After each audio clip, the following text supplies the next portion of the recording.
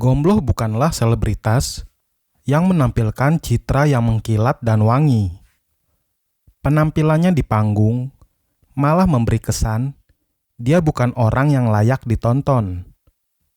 Mengenakan pakaian putih-putih, bersepatu kets tanpa kaos kaki, berkacamata hitam, dan bertopi.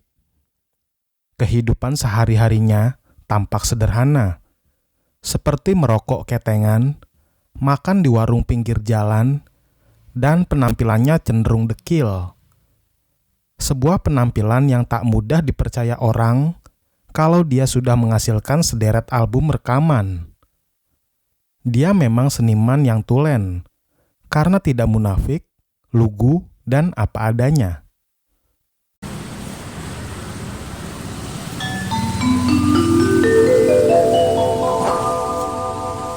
Nona manis dari Jakarta,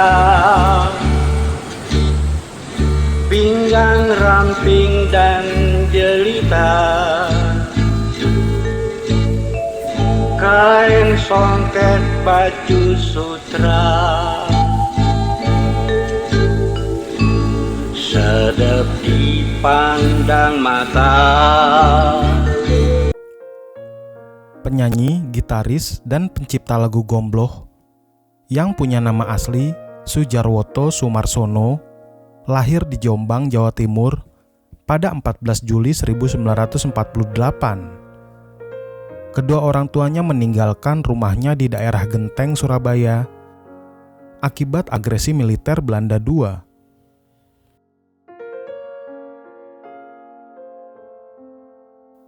Gombloh sempat berkuliah di jurusan Arsitektur Institut Teknologi 10 November atau ITS Surabaya. Namun, tidak diselesaikannya karena dia lebih memilih menuruti nalurinya untuk bermusik. Lelaki kerempeng itu punya ciri khas berkacamata hitam dan tak jarang menyanyi diselingi suara batuk-batuk. Dia mulai bergiat dalam dunia musik pada akhir dasawarsa 1960-an. Memasuki dasawarsa 1970-an, dia membentuk kelompok yang menyanyikan lagu-lagu folk Amerika bernama Lemon Trees.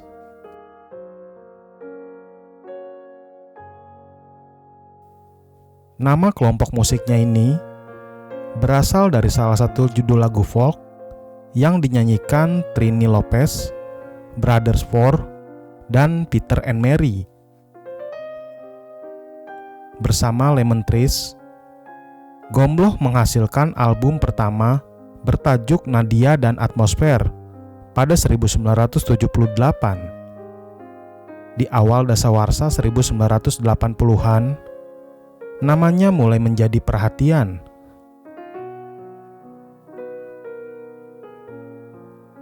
Dia dianggap memiliki keunikan tersendiri, yakni keberaniannya melawan arus pasar rekaman yang dipenuhi lagu-lagu cengeng. Lagu ciptaan Gombloh itu sepenuhnya rock, tetapi mengambil tradisi tembang Jawa sebagai dasar lirik, berjudul Hong Wilaheng.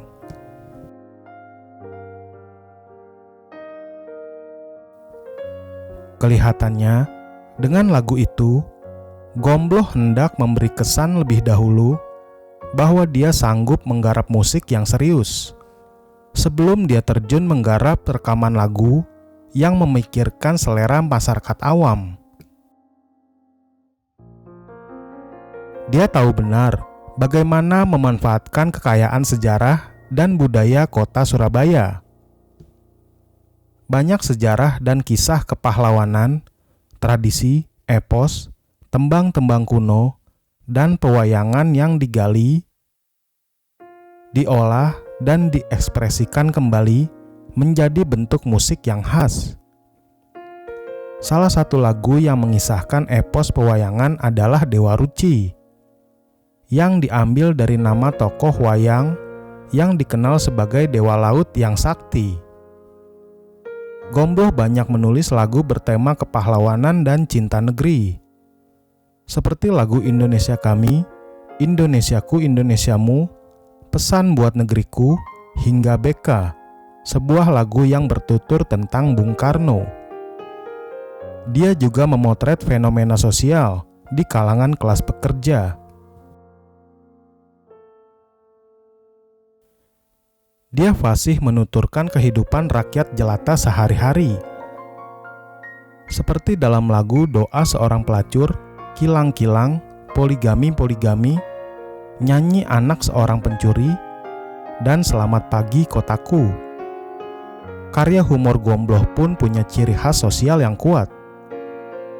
Rekaman yang dianggap memenuhi selera masyarakat itu bermula pada album Setengah Gila yang segera melejit dan laris di pasar pada 1985.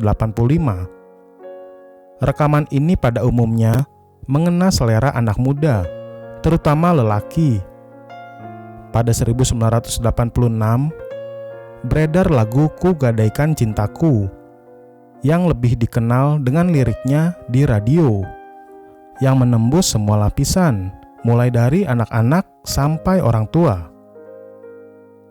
Padahal, menurut Yapi Tambayong, lagu ini sangat sederhana.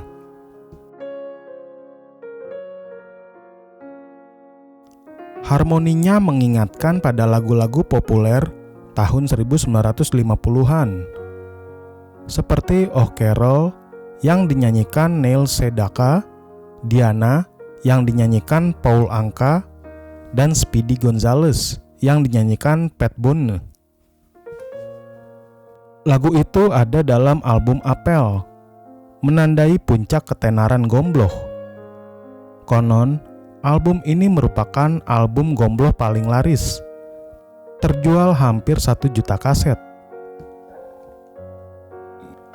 Lagu Ku Gadaikan Cintaku terinspirasi dari lagu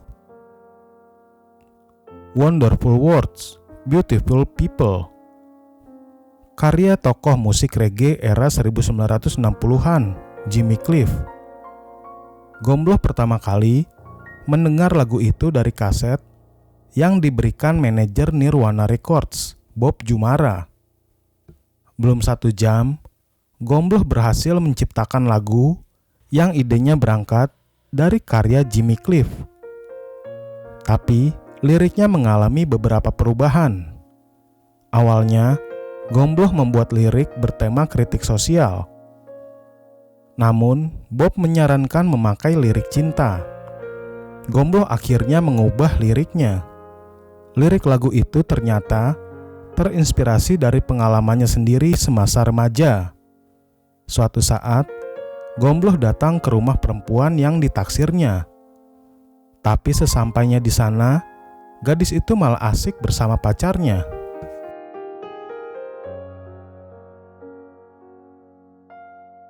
Gombloh mengaku dia mengenal gadis itu melalui acara pilihan pendengar di sebuah radio amatir. Perkenalan Gombloh dengan radio amatir ini terjadi ketika dia tergabung dengan geng bernama Gegars Otak. Geng ini punya radio amatir. Di radio amatir inilah Gombloh mengenal gadis itu. Setahun kemudian, pada 1987, dia mengeluarkan album Apa Itu Tidak Edan. Album ini menjadi album terakhirnya. Salah satu lagunya, Kebiar-Kebiar, menjadi sejenis anthem yang paling berhasil menyatukan kaum muda untuk mengartikan rasa cinta kepada Indonesia. Lagu itu menggema di radio, layar televisi, bahkan panggung musik di kampung-kampung setiap memperingati Hari Kemerdekaan 17 Agustus.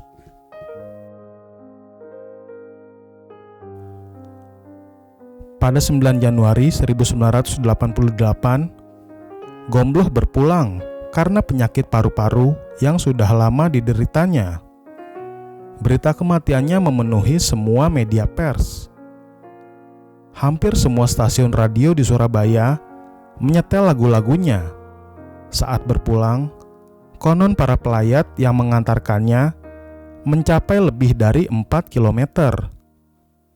3 minggu setelah itu, sebuah radio di Surabaya, Susana, mengadakan lomba nyanyi mirip Gombloh. Kelompok pemusik jalanan Surabaya yang mengunjungi makam Gombloh pada 2003 menobatkannya sebagai pahlawan pemusik jalanan. Pada 2005, Persatuan Artis Penyanyi, Pencipta Lagu, dan Penata Musik Rekaman Indonesia atau PAPRI memberi Gombloh penghargaan Nugraha Bakti Musik.